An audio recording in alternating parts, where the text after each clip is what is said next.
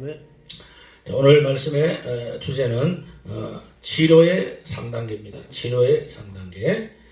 자, 우리가 인생을 살다 보면 문제가 생길 수 있고 또 그 문제로 인해서 상처받을 수가 있고 절망할 수도 있고 또 많은 어려움과 두려움과 고통 속에 우리가 지낼 때가 있습니다.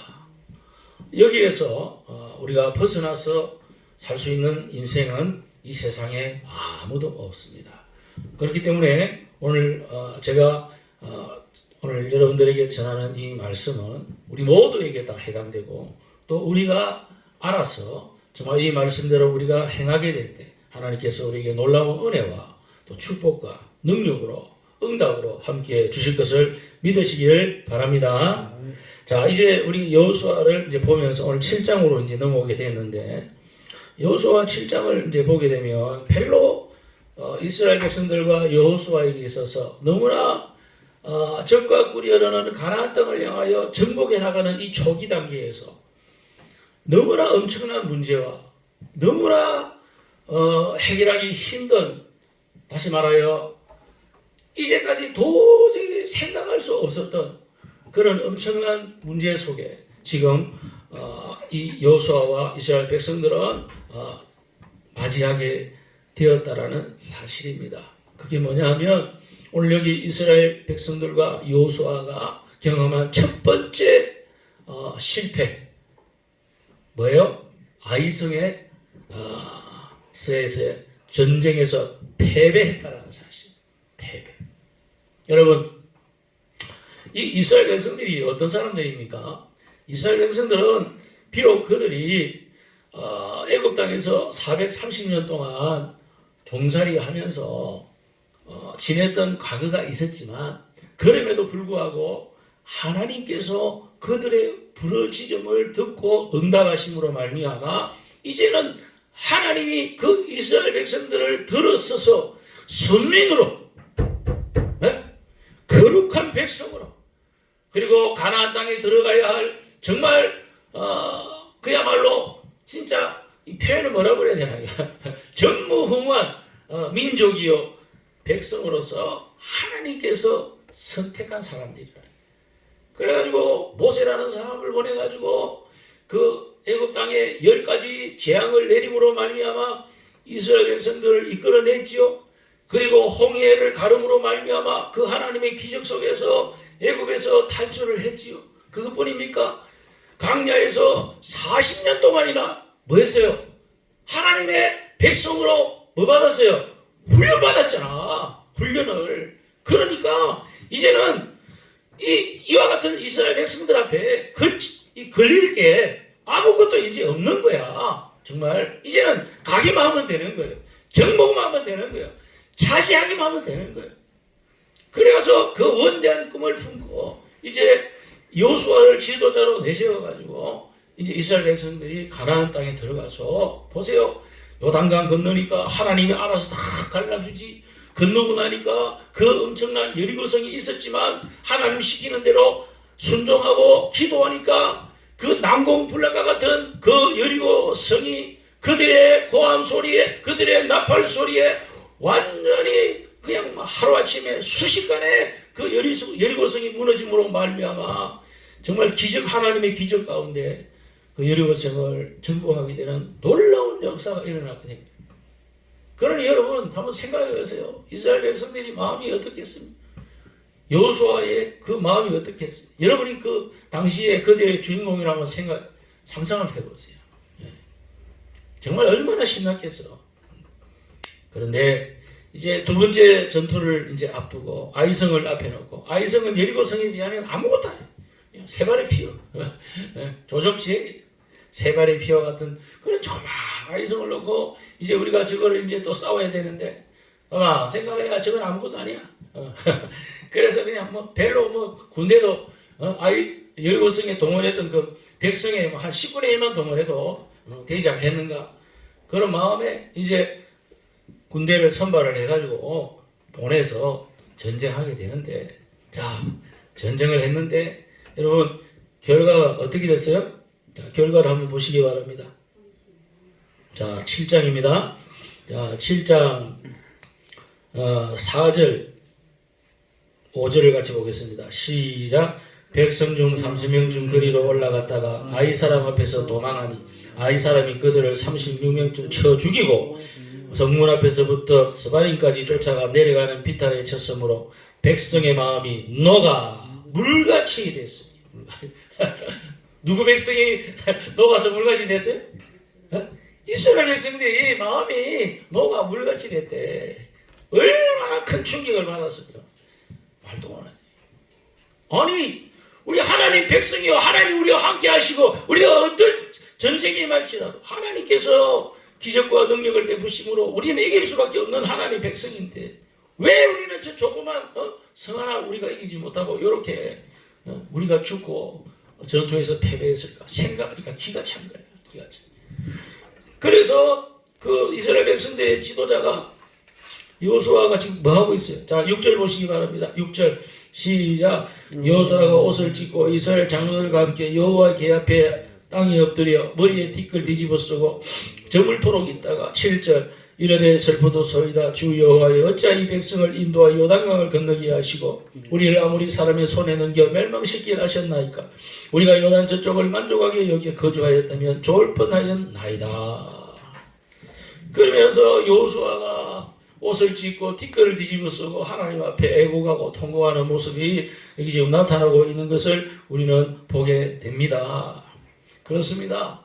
어쨌든 간에 오늘 여기가 이 말씀을 통해서 우리가 알 수 있는 것은 우리 인생에 어떤 문제가 닥치고 어떤 상처가 닥치고 어떤 상황 속에서 두려움을 겪게 되고 패배의 상황이 다가왔을 때 우리가 가장 먼저 이 문제를 놓고 하나님 앞에 가져야 할 자세는 뭔가? 그것은 따라합시다. 기도하는 것이다. 네, 기도하는 거라는 거예요. 기도. 여러분 기도라고 하는 것은 뭐냐? 기도라고 하는 것은 실패의 원인을 깨닫는 가장 중요한 지름길이 된다는 사실을 꼭 기억하시고 기도하시기를 축복합니다.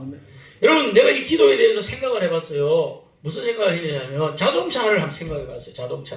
기도는 마치 자동차와 같다 그런 생각을 했어요. 기도가 자동차다 그 말은 아니지. 그 뭐냐? 기도는 자동차를 잘 달리게 하기 위한 정비의 과정이라는 거예요. 여러분 우리가 새 차를 샀어요?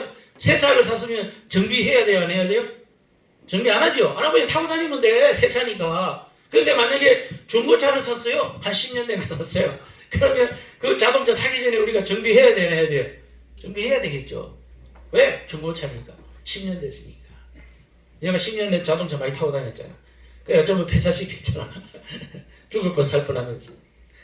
오래된 자동차를 타면 탈수록 우리는 뭐 해야 돼요? 이 정비를 자주자주 해줘야 돼요. 안 그러면 자동차 가다가 고장난다니까. 고장나는 건 아무것도 아니고 사고가 나서 죽을 수도 있어요. 얼마나 엄청난 문제입니까? 제가 이걸 이제 생각하면서 기도하고 한번 비교를 해보고 비유를 해봤는데 기도라는 게 바로 이런 거구나. 그러니까 오늘 이 시간 이것이 얼마나 중요한 문제인가를 깨달아야 됩니다. 기도는 뭐냐? 기도는요, 미리 우리에게 다가올 그 문제에 대해서 대비하는 대비책도 되지만, 우리가 어떤 문제를 당했을 때 해결할 수 있는 가장 중요한 지름길이 된다는 사실을 깨달아야 한다는 것입니다. 이미 엎질러진 물이라, 그 이미 실패한 거죠. 이스라엘 백성들이나 여호수아가 실패한 거랑 똑같은 거예요. 그럼에도 불구하고, 깨어졌든지 말았든지 간에 우리는 엎드려서 하나님께 기도함으로 말미암아 이 깨어진 그릇을 다시 붙들고 붙일 수 있는 하나님의 역사가 있다는 것을 우리는 반드시 기억해야 된다는 사실입니다. 그래서 오늘 여호수아는 그 아이성의 패배를 놓고 제일 먼저 하나님 앞에 어떤 자세를 취했는가니까 오늘 우리가 읽었던 6절에 보니까 여호수아가 옷을 찢고 이스라엘 장로들과 함께 여호와의 궤 앞에서 땅에 엎드려 머리에 티끌을 무릅쓰고 저물도록 있었다. 뭐했다? 하나님 앞에 기도했다.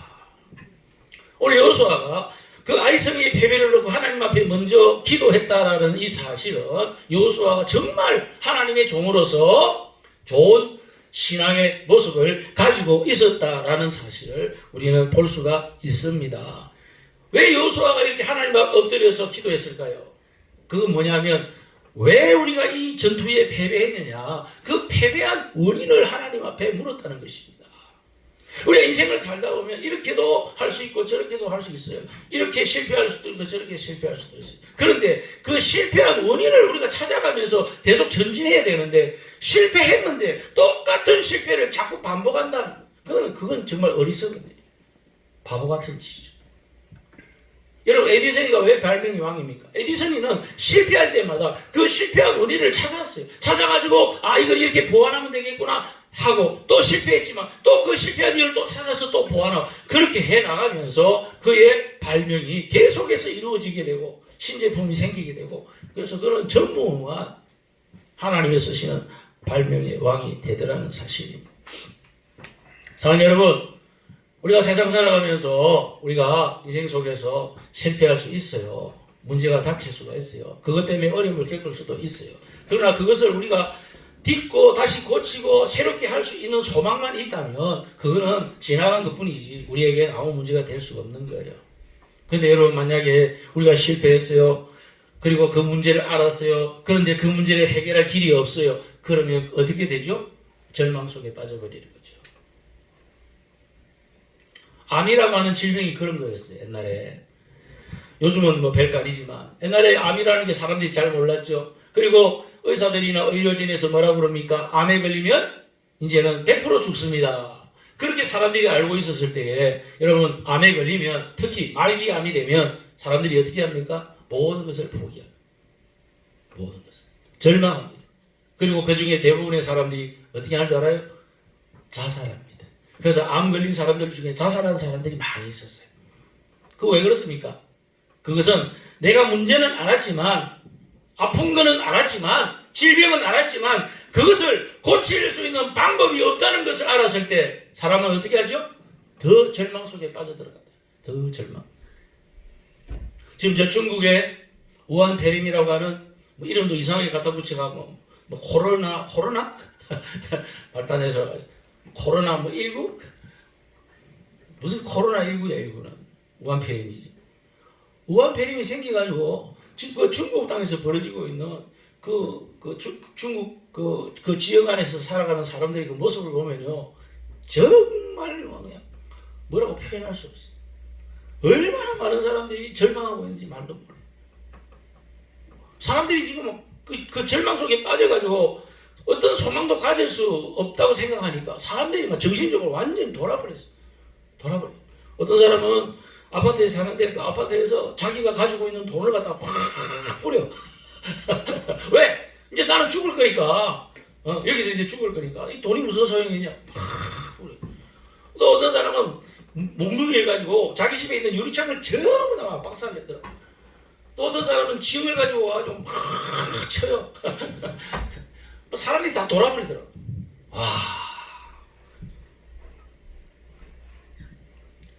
그리고 우한 시 주변에 있는 또 다른 시들 있잖아요. 지역에 있는 사람들은요, 막 벽을 쌓더라고. 벽돌 가지고 벽을 쌓아가지고 저기 있는 놈들 우리 동네 어떤 놈들 막아놓고 막 몽둥이를 들고 지키고 있고, 뭐 총을 들고 지키고 있고, 뭐 어떤 동네 대포를 설치해가지고 대포도 포알도 안 나가는데 그거 설치해놓고 옛날 대포 있잖아. 그런 거 설치해놓고 막 접근 금지라 해서고 와 진짜 막 대단하대. 사실 죽기도 지금 엄청나게 죽었고 앞으로 아마 많이 죽을 거예요. 그런 거 생각하면 절망스러워. 북한도 지금 마찬가지예요. 북한, 중국, 북한. 바로 그 근접에서 살고 있는 우리 대한민국. 참. 그렇습니다. 우리가 어떤 질병이 걸렸을 때 내가 아픈 것보다도 내가 아픈 이 병을 치료할 수 있는 방법이 없다 라고 하는 사실을 알았을 때 우리는 거기에서 더 절망을 느끼고 우리는 우리 인생 자체를 포기하게 되는 것을 우리는 알 수가 있습니다. 바로 그런 것들 때문에 오늘 여호수아는 하나님 앞에 엎드리고 기도할 수밖에 없다는 것을 알아야 됩니다. 사랑하는 여러분, 우리가 아무리 이 세상을 살아가면서 절망에 빠지고 두려움에 빠지고 어려운 문제 앞에 닥친다 할지라도 우리는 항상 하나님을 믿는 그 신앙을 가지고 하나님 앞에 먼저 엎드릴 수 있는 저와 여러분이 되시기를 축복합니다. 왜 그래야 되느냐? 그것은 하나님은 우리에게서 전지전능하신 분이요 어떤 문제든지 간에 다 해결해 주실 수 있는 전능하신 분이라는 사실을 우리가 믿기에 우리는 이 분을 우리는 생각하면서 이분을 신앙하면서 이분을 믿으면서 그분 앞에 우리의 모든 문제를 내어놓고 하나님 내가 어디가 잘못되었으며 어떻게 이 문제를 해결할 수 있는가를 물을 수 있는 저와 여러분 될 수 있기를 바랍니다. 노래 한번 불러봅시다.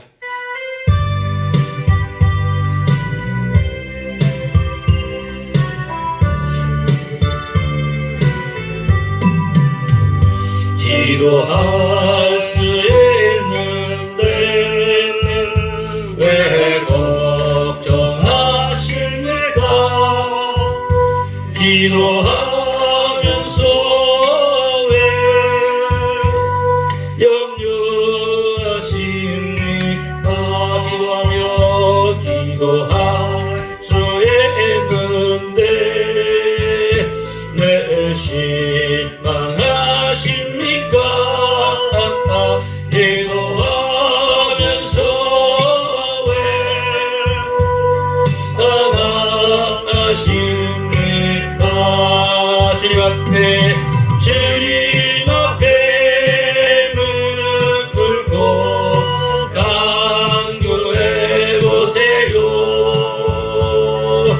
마음을 정결하게 빛을 나하여 기도할 수 있는데 왜 걱정하십니까? 기도하면서 왜 염려하십니까? 아멘. 자, 야고보서 5장 13절에 뭐라고 말씀합니까? 너희 중에 고난당하는 자가 있느냐? 따라합시다. 저는 기도할 것이요. 네. 너희 중에 고난당하는 자가 있느냐? 너희 중에 문제 있는 자가 있느냐? 너희 중에 연약한 자가 있느냐? 너희 중에 질병으로 고통당하느냐? 뭐라? 저는 기도할 것이요. 가나에 혼인잔치가 있었습니다. 그때 예수님께서 같이 동참하고 계셨습니다. 그때 그 혼인잔치의 가장 중요한 재료가 되는 뭐가 떨어졌어요? 포도주가 떨어졌어요. 그러면 그 잔치는 끝나버리는 거예요. 이스라엘 풍습에 그래요. 포도주 떨어지면 잔치도 끝나는 거야. 큰일 났습니다. 그래가지고 어머니 마리아가 예수님한테 부탁을 합니다. 포도주가 떨어졌다. 그래서 예수님께서 어떻게 했어요? 물로 포도주를 변하게 하심으로 말미암아 더 맛있고 질 좋은 포도주를 만들어 주심으로 그 혼인 잔치가 더 풍성하고 행복한 잔치가 될 수 있도록 만들어 주셨어요. 어떻게 했을 때? 마리아가 예수님을 찾아가서 부탁했을 때. 오늘 이것을 통해서 우리가 알 수 있는 건 뭐예요? 항상 우리는 예수님을 내 마음에 모시고 하나님을 신앙하면서 기도하는 모습으로 살아가는 것이 우리 인생에 닥친 모든 문제를 해결할 수 있는 가장 지름길이 된다는 사실입니다. 그래서 오늘 이스라엘 백성들과 또 여호수아와 마찬가지예요. 어떤 문제가 닥치든지 간에 항상 그들에게 있어서 가장 첫 번째 신앙의 전제 조건은 뭡니까? 문제가 있느냐? 그렇다면 주님 앞에 나아가서 기도해라는 거예요. 그리고 여호수아도 하나님 앞에 나아가서 기도하는 거예요. 하나님, 왜 우리가 패배했습니까? 왜 우리가 졌습니까? 무슨 문제가 있는 것입니까? 그랬을 때 하나님께서 여호수아에게 가르쳐 줍니까? 안 가르쳐 줍니까? 가르쳐 주는 거예요. 그게 바로 두 번째 해결책입니다. 따라합시다. 죄를 제거하라. 하나님이 여호수아에게 말씀합니다. 죄를 제거하라. 어떻게 제거하라? 무슨 문제가 있었고 어떻게 죄를 해결해야 되는가를 가르쳐 줍니다. 자, 오늘 여기 하나님께서 여호수아에게 아간의 죄를 알려줍니다. 그리고 난 다음에 이제 무엇을 해야 되는가를 명확하게 분명하게 제거하는 방법까지 가르쳐 주고 있는 것을 알 수가 있습니다.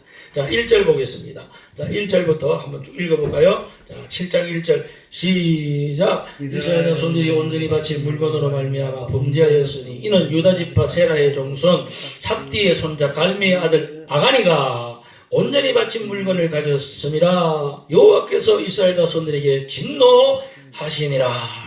왜? 아이성에서 우리가 충분히 이길 수 있는 능력이 있고 하나님이 계시고 우리의 이 기상이 강하고 담대함에도 불구하고 뭐 때문에 이 전쟁에서 우리가 패배할 수밖에 없었을까? 그 원인은 하나 있었어. 그게 뭐냐?